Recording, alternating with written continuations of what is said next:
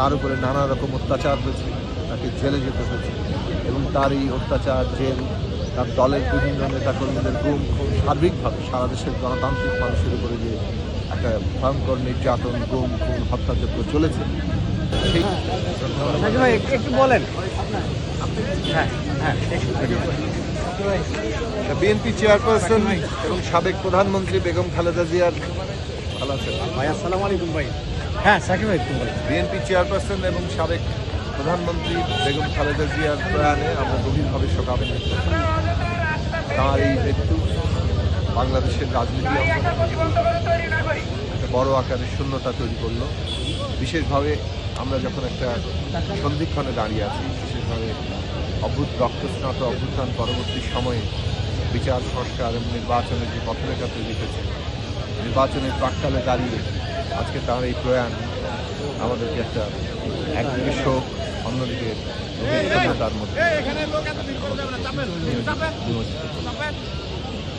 আমরা তার যে রাজনৈতিক ইতিহাস সেটা বাংলাদেশের মানুষ জানে। তারপরও 80-র দশকের শুরুতে তিনি একটা কঠিন পরিস্থিতিতে বিএনপির মতো বড় রাজনৈতিক দলের দায়িত্ব নিয়েছিলেন।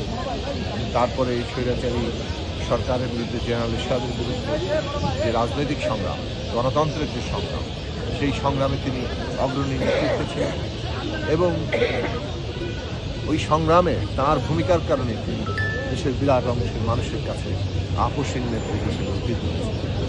পরবর্তীকালে তিনি কয়েকবার নির্বাচিত প্রধানমন্ত্রী এবং তার রাষ্ট্র পরিচালনাকালে নানা বিষয় হয়তো আমাদের মত পার্থক্য থাকতে পারে, কিন্তু দেশের স্বাধীনতা, সার্বভৌমত্বের প্রশ্ন এবং দেশের গণতান্ত্রিক ব্যবস্থা সমুন্নত রাখার প্রশ্ন তার ভূমিকাকে মানুষ স্মরণে রাখে।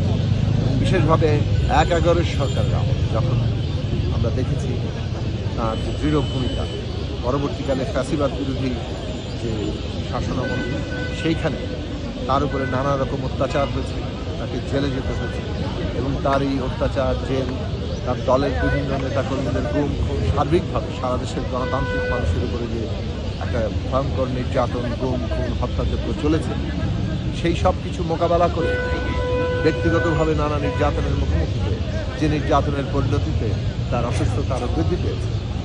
আমরা দেখেছি যে তিনি একটা দৃঢ় লড়াইয়ের জায়গায় ছিলেন এবং সারা দেশের মানুষের ভরসার কেন্দ্র হয়ে উঠেছে।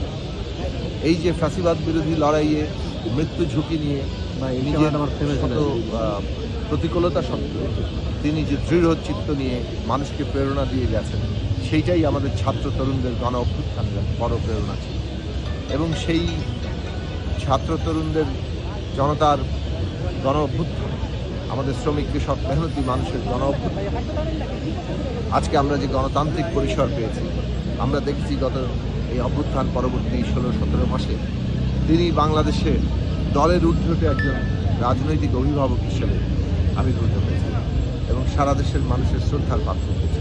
সারা দেশের মানুষের কাছে গণতান্ত্রিক ব্যবস্থার একজন আশার কেন্দ্র হয়ে উঠেছে। সেই জায়গায় তার যে একটা অনন্য উচ্চতায়